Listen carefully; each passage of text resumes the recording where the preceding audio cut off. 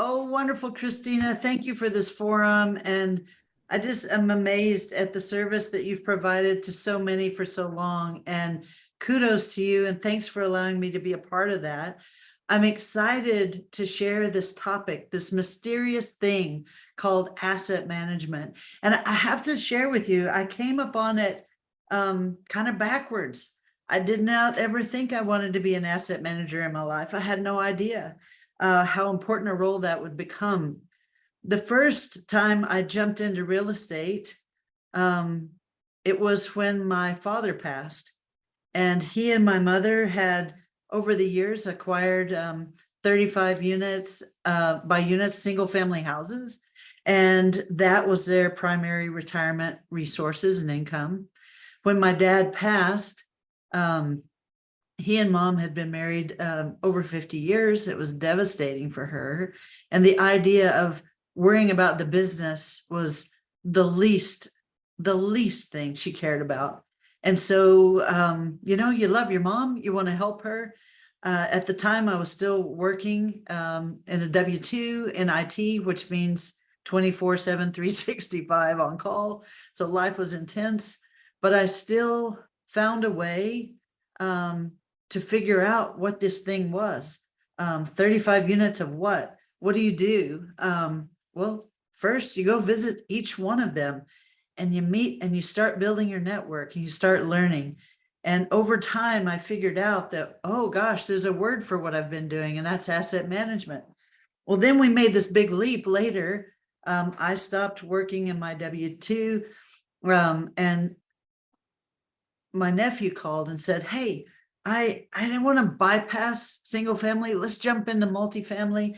So we went out, got educated in San Diego. I spent like a year trying to learn how to spell multifamily. That's my joke for if you're learning something, do you even know how to spell it? And in that period of time, it became super clear that all of the training is about how to buy the property. Like, unless you're going to be a property manager, there's virtually nothing that educates people on how to make that business plan reality.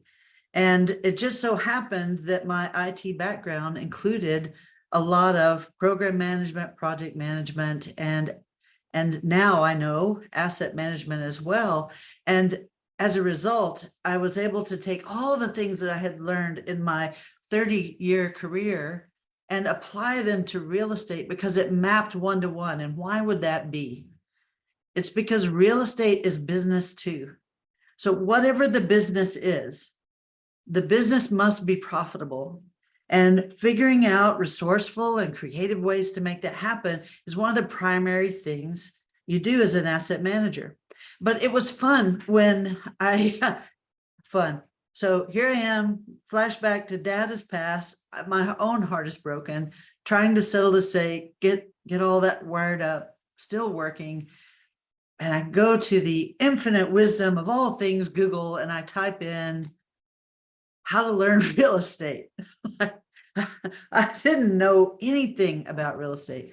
So like you say, Christina, the entire universe of the internet has so much information that you can learn and share. And I landed in the bigger pocket space, and that network helped me so much. And I attended several of the conferences, massive amount of time listening to podcasts and other things. So you truly can become successful in real estate without spending gazillions of dollars. It's a shorter path if you do, but it is not required. So we went from, taking over a 35 unit portfolio to now this year, we're about to close on our 20-somethingth property, and that'll take us well over $175 million in multifamily assets. So it's been a short 3.5 years, but I think I've learned a lot, and I want to share it with you.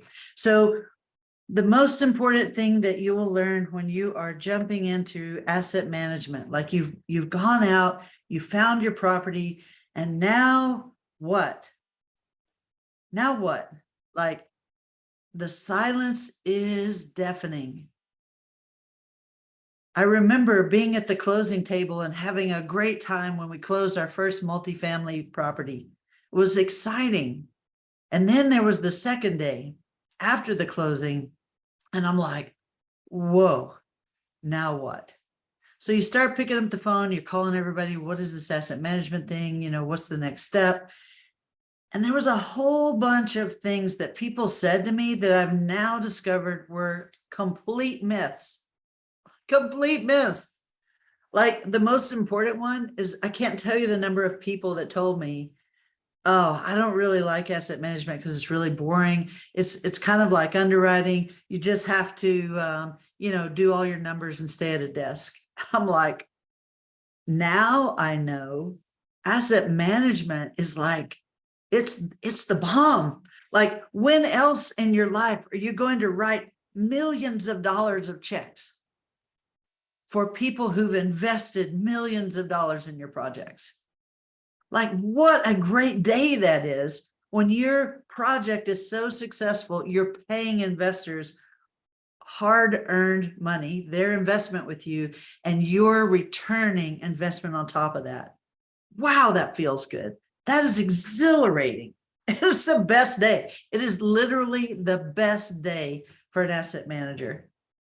One of the other myths people said was, hey, if you're on a deal team, whether it's single family deal team or like putting together a multifamily project, like, you can't make any money in asset management. All the money is up front.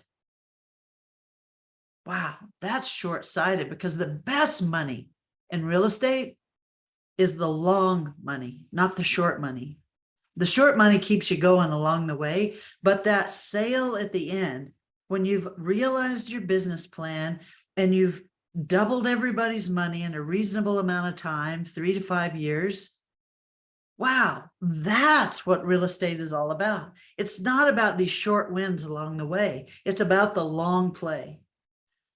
And then finally, we have on the call with us today, we have 3 folks from Mexico City who are actually property managers. And I love that they're saying, wait, there's a distinction here between property management and asset management. I can't tell you the number of people that said, you don't need to learn asset management. You have a property manager. They manage the property, you manage the manager.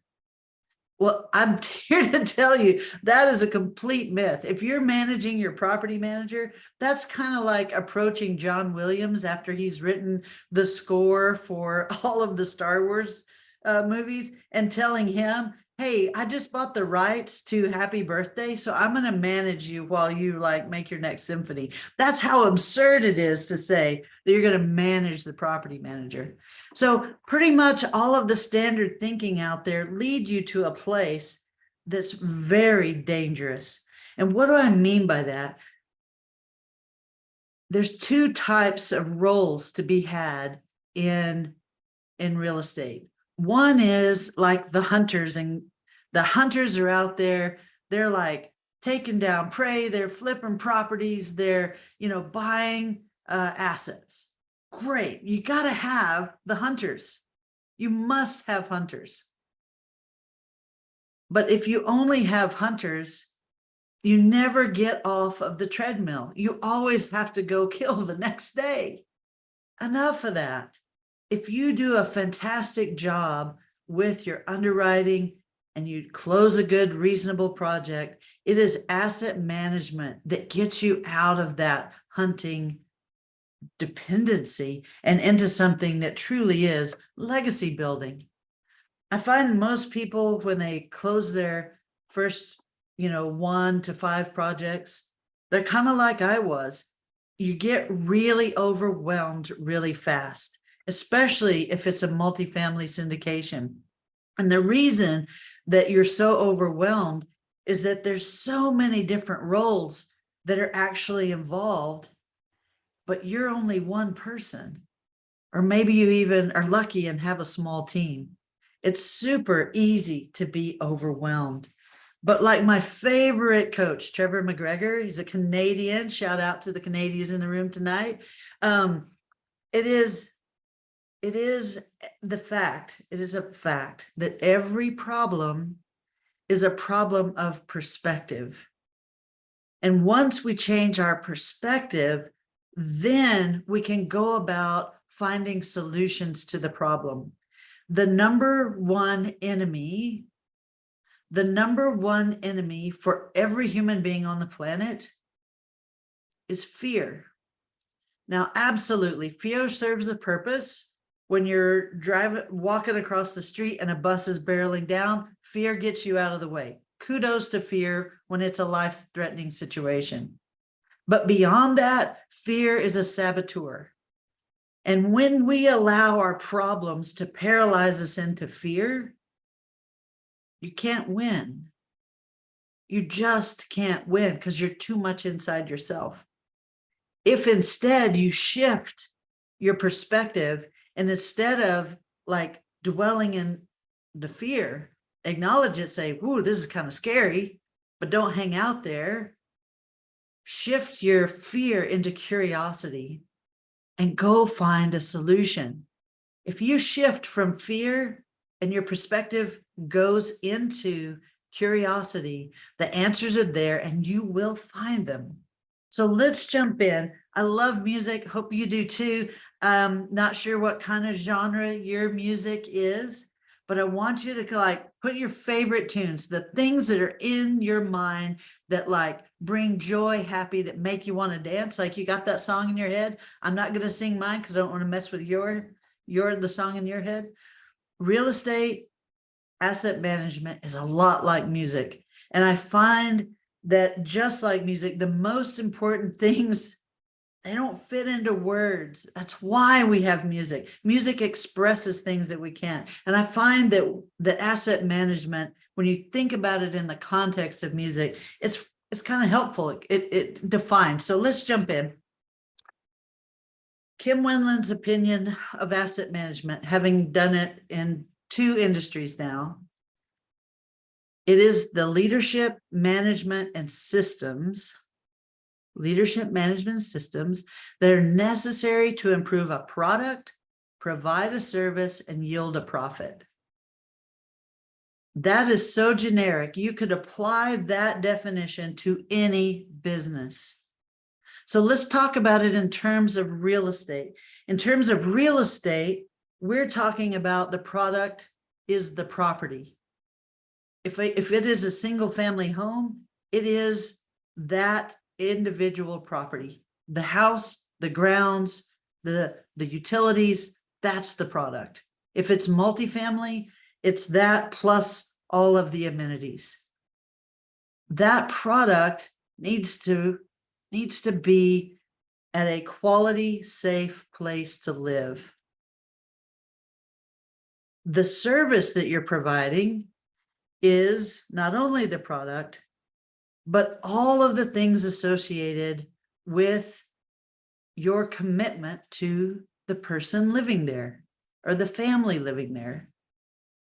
You are committing to them that they will have a safe, quality place to live peacefully. There would be repairs made in a timely way, that any issues would be resolved. And in order to do that, to provide both a product and service, you must yield a profit. If you're into real estate and you think this stuff is about the property, I really want you to challenge your thinking.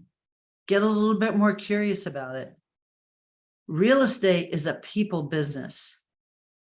It's done by people, for people, with other people. One of the most, at Quattro Capital, we have 4 values. The number 1 value is people matter most.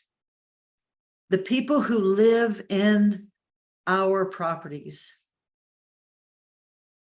they are living life out day to day. The stuff of life is happening in your single family homes, in your Airbnb rentals, or even in your apartment complexes. People are getting married. People are making babies. People are growing babies. People are teaching their kids to read and write. They're doing the homework, paying the bills, doing all the stuff. The stuff of life is happening in that product and service that we're providing. People are so important. People are why we're doing what we're doing. Sure, the byproduct is a profit, but if we take our eye off the ball, the most important ball is the people. In addition to the people who are growing their families and starting their lives, and as seniors, we're looking out for community. In addition to them, we're working together with other professionals. You can't do a real estate transaction without an attorney, a title company, an insurance company. The list goes on. CPAs, construction teams, property managers. Like, if you literally list out the team for an apartment complex, it's easily 100 people involved at some level on your project. For single family, it's probably 20 to 25. Asset management is about bringing harmony and making music with all these different people so that everyone who's living in your property, everyone who is investing in your property, are having a great time. When we think about asset management from the first definition, I really challenge you to adopt this whole new dimension. Because when you think of asset management and really the music that's going on, it's in your mind that becomes a reality with and for people that ends with wealth. The people living in your property are going to have a wealthier life. The people investing in your property are generating wealth. And when you're serving everyone else, you too will benefit with wealth. It's a whole different dimension. I hope that context helps. So let's think about, let's get into some specifics. I know we just have a few minutes and it's late on the middle of the week on a Thursday night. Got to shake it out, got to move a little bit. So here we go. I love this Hans Rosling quote. He's a physicist, a mathematician. And he says, few people will appreciate the music if I just show them the notes. Most of us need to hear it. Music is made to be played. And truly, music at its core is rhythm, melody, and harmony, right? You got a great beat, you have a fantastic melody, and then there's harmony between the music, the different instruments, as well as the vocalist. So let's jump in a little bit deeper. What is the rhythm? What do I mean by the rhythm? In asset management, the person who's setting the cadence, the rhythm, that's the leader. And in that leadership role, you must build your band. You need to set the tempo. By set the tempo, think of this. When are the reports coming out? When will the analysis be done? And how and when will I pay investors? You're setting the tempo and the cadence for years to come. Deal teams are going to work super hard, 6 to 9 months, and kudos for them. That's a great, nearly a year to close a big multifamily project. But you as asset manager, you're going to drive that thing to success over the next 3, 5, 7, or 10 years. You got to have a farmer's mindset. And there's an ebb and flow of seasons. There's an ebb and flow to everything in life. And those rhythms and those cadences are what you need to build in order for your team to succeed. Now, in addition to the leadership, you have to know who you are. You must play to your strengths and only your strengths. You bring everyone else in to compensate for the things that you're not fantastic at. 2 great books, highly recommend them. The Strength Finders by Clifton, absolute must read for every person who wants to do anything professionally. And then the second, my favorite Dan Sullivan book, Who Not How. You need to build your team, not figure out how to do every little thing. It's impossible.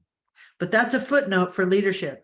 Play to your strengths and think who, not how. What is the melody? Now we're getting into some really deep stuff here, team. An asset manager's melody truly is the management. And I've listed just a few of the things that need to be managed. The contracts.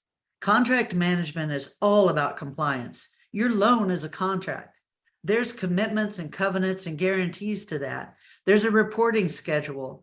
There are commitments regarding payment. Every single contract. Your insurance policy is a contract. Your we were talking earlier about alternatives to paying a security deposit. Well, those services are put together with contracts. You absolutely need to understand or have somebody on your team who understands contract management and how to stay compliant. Property management is essential, but you're not managing them, you're partnering with them. Project management, something totally different. That's the improvements of the property above and beyond routine maintenance. Financial management, you got to live that stuff. Like that financial management is critical. You cannot know where you're at if you don't know where you're at. It is as simple as that. Risk management is essential. It's an ongoing, ever-present piece. Then you have the entire tax preparations. I'm so grateful today. September 15th is over. We have 20 some properties, and I'm sorry that I keep saying 20 some because we have 2 that are closing and 1 more coming on, and I keep forgetting where we're at in the cycle, but it's over 20 properties, multifamily properties, and then there's all of the 35 single families. When you look at all of that together, that is literally a tax return for every single business. Every entity that owns a property gets a tax return. Every entity that's investing in all of those properties gets a tax return. I think I'm pretty close to 40 tax returns. And September 15th was the deadline. I thought it was brilliant that you had this meeting on September 15th. It's awesome.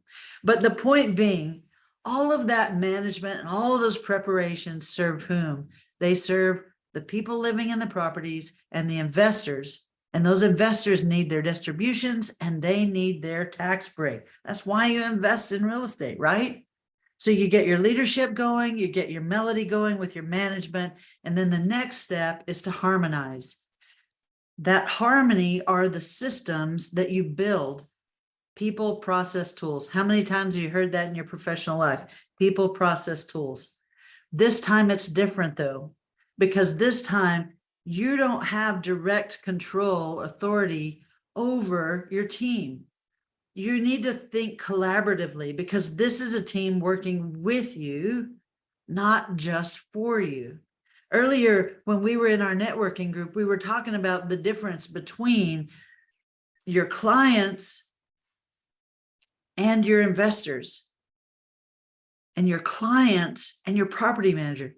Because honestly, it's the different side of the same coin because you're working with each other to accomplish the goals. But if we don't know who each other is, what our strengths are, what our processes and steps are and cadences and our tools, well, things are going to be dropped and we're going to miss it. But when we get that harmony right, it's a whole nother dimension. All of a sudden, you're writing millions of dollars of checks for good purposes.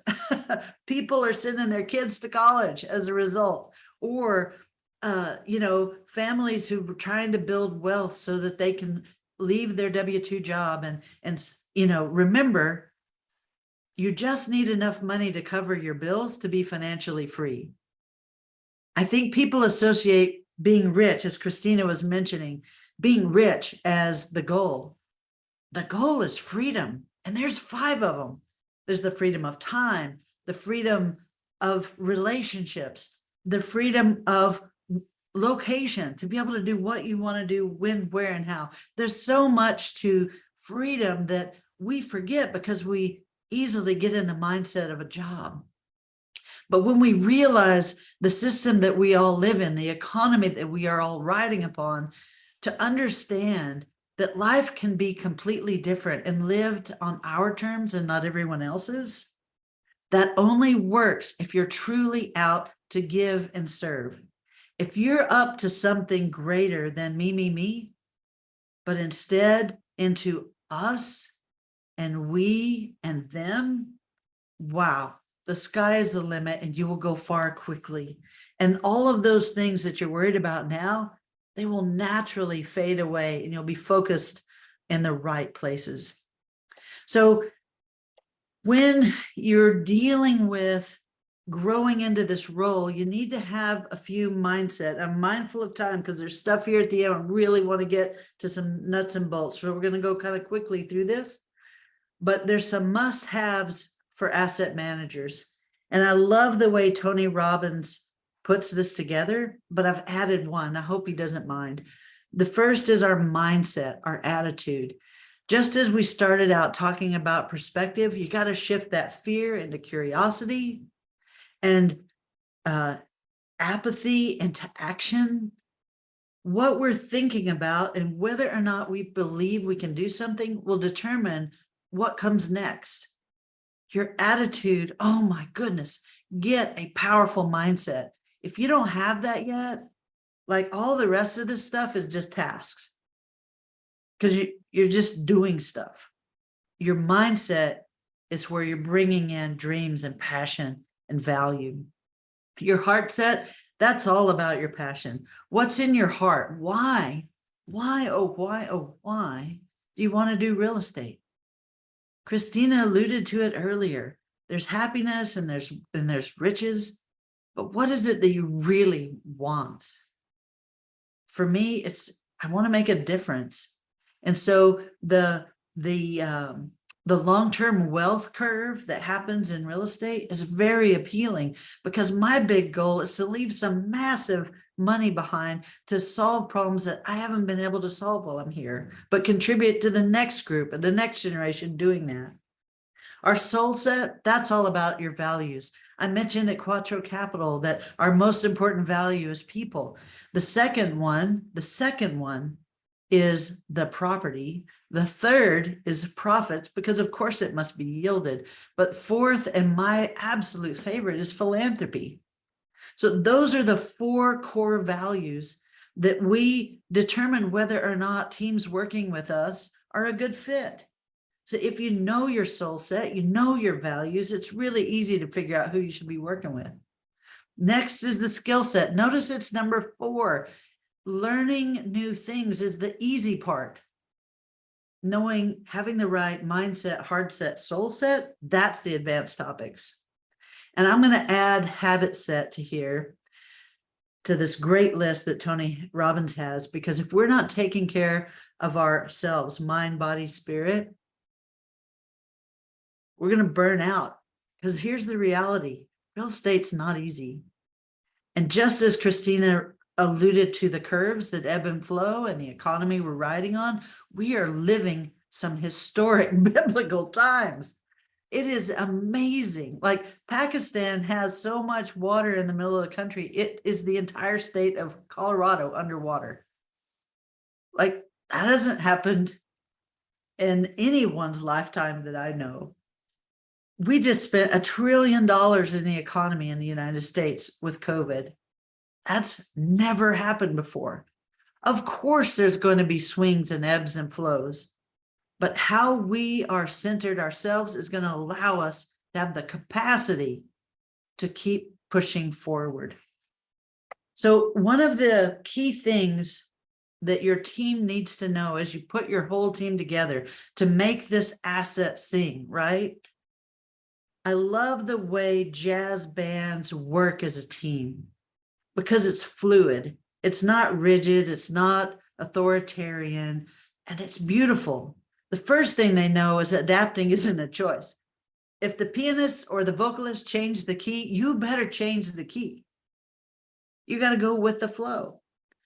You have to feel safe to try something new. When you're inspired to say, gosh, you know what? It's a pandemic. I'm really tired of trying to ask people who don't have the money to come up with a deposit. I wonder if there's a better way to do this or a different way to do this. There's a thing called deposit insurance.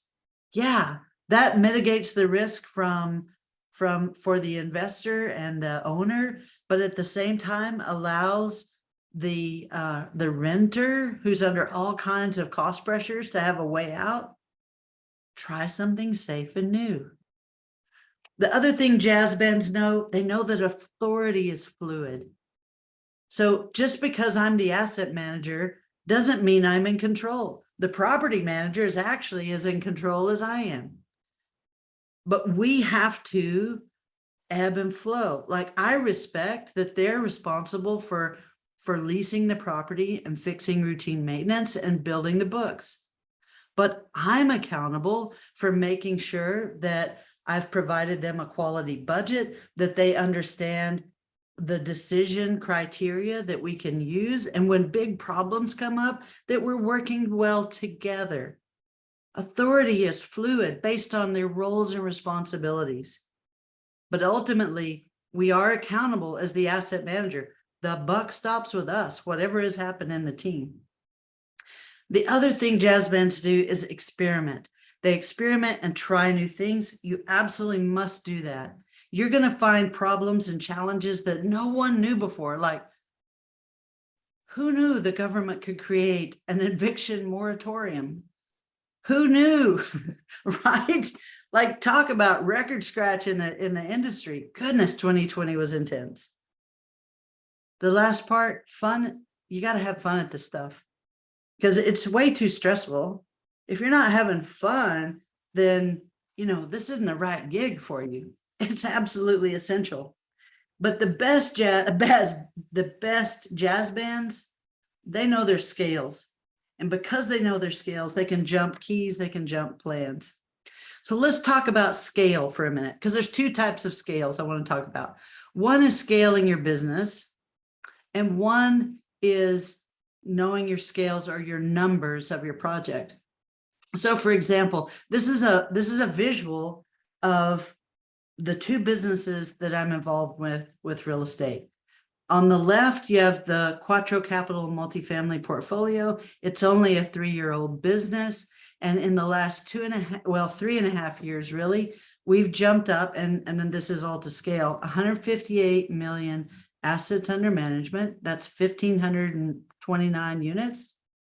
There it is, the number, 25 properties. Single family portfolio, much slower.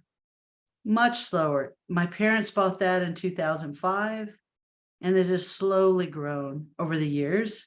Now it's a $7 million portfolio. That's not bad.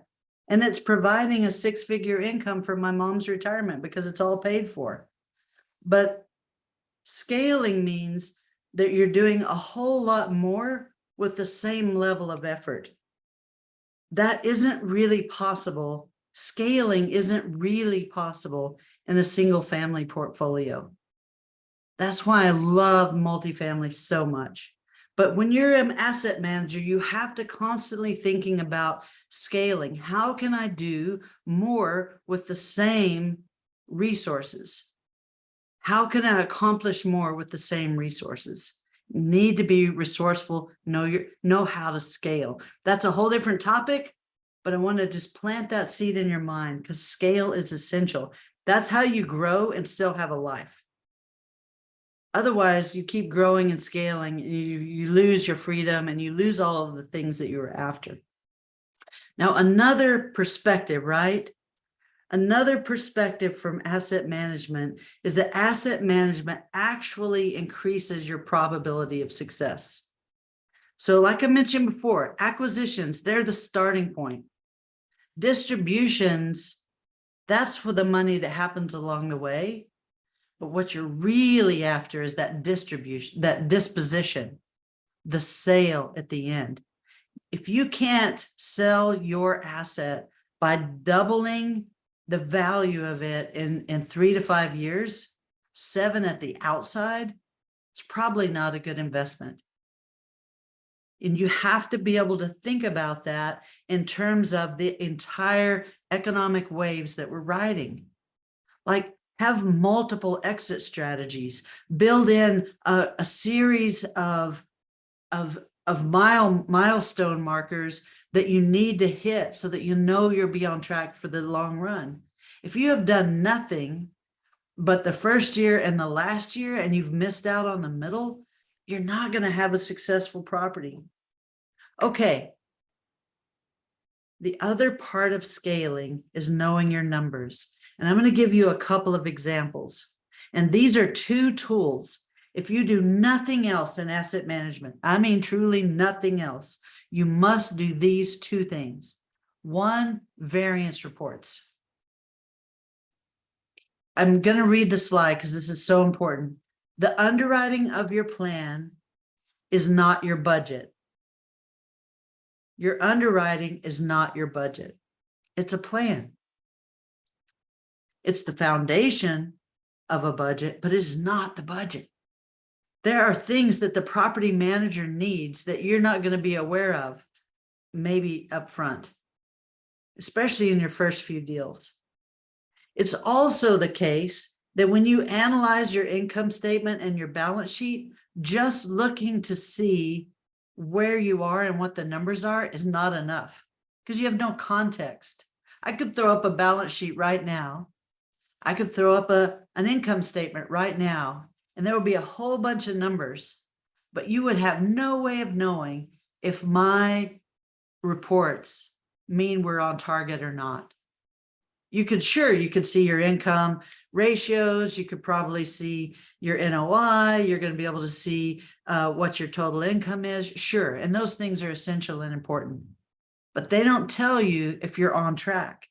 The variance report helps you know if you're on track, and you have to build that. So what are we talking about? Variances of what? Variances of income and expenses are the key.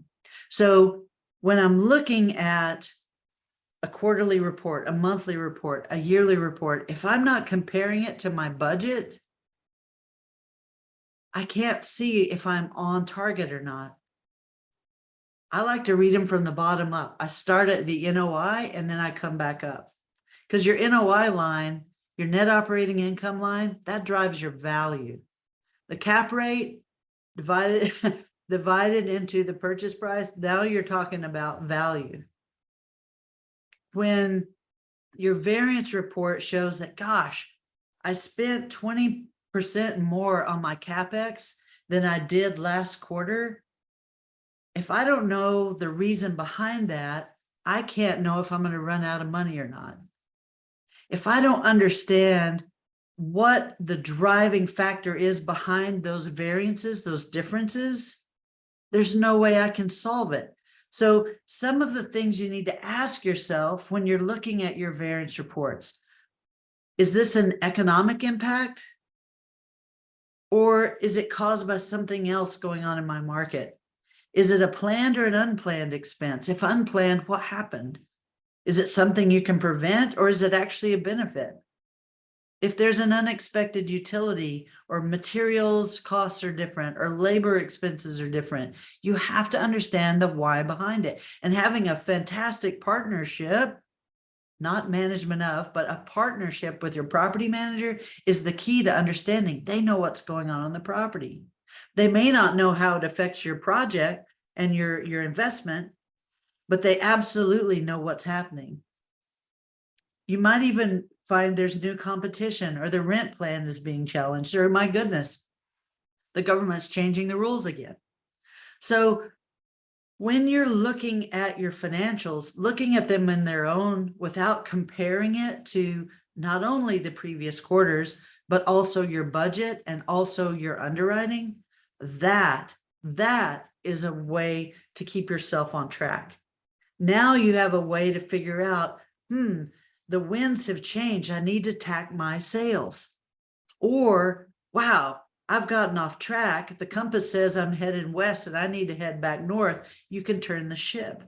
But if you're not watching those variances, it'll sneak up on you. So a big part of asset management is truly understanding the differences in the numbers, not just understanding the numbers. We can talk more about that anytime. I know we're running out of time, and you guys are great. You're hanging in there with me. Shake it off. I know we're talking about math. Everybody gets freaked out. Let's keep going. Now, a simple financial variance analysis is a fortune teller. So here's what one looks like. This is your third quarter actual number column. This was the third quarter that was budgeted. The variance is just the difference in dollars. And I also like to see them by percent. That's all we're talking about. It's plan versus actual, and what is the variance and what are your tolerances? The key is to understand the why behind it. Now, so many people spend a lot of money on their capital improvements, and they'll look at their financials, but they're not studying their projects in a way to know whether or not they're going to be successful. So here's the second most important. If you do nothing else but run variance reports and this, you can be successful. You have to understand the difference between the budget that has been spent and the amount of work that money bought. You're talking about comparing the actual spend with the work complete. I cannot tell you how many times I hear from new teams that we're trying to help. They'll say, look at that. We're totally on target. Here's our projects. Here's our budget, 174,000. We've only spent 167,000. We're under budget. Look at that. We spent 96% of 100% budget. We save 4%. Yay us. And everybody goes and have a drink. If you saw these numbers without any context, which is what that is, numbers without context, you don't know at this moment if 96% is good or not. Why not? Because you're only talking about the money that was spent. This literally happened on a project. Page next here is going to show you what was really going on. I asked our property manager to add this simple column called percent work complete. And holy smokes, 96% of the budget was spent. Sure, that's 4% less, but we still had 18% of the work that had not been done. If you're only looking at the money that's been spent, you cannot know if you're on target or not.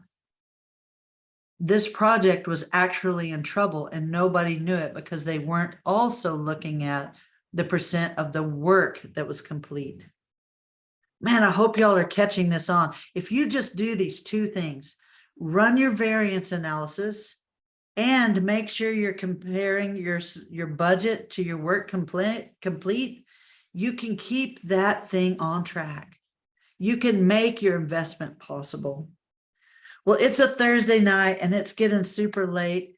And I know a whole chart of a bunch of numbers is going to be hard to look at. But this simple variance report of the budget versus work complete will totally save your asset. It will save your asset. And you will actually be able to generate a much more effective investment. And you'll be getting to write those big checks to folks every month. Like, oh, wow, cool to be the bank, right? Okay, team, here we are. Asset manager songbook. You got to get your rhythm and lead, plan your melody and manage, harmonize with system, and know your scales. Not just how to grow, but know your numbers and your variances.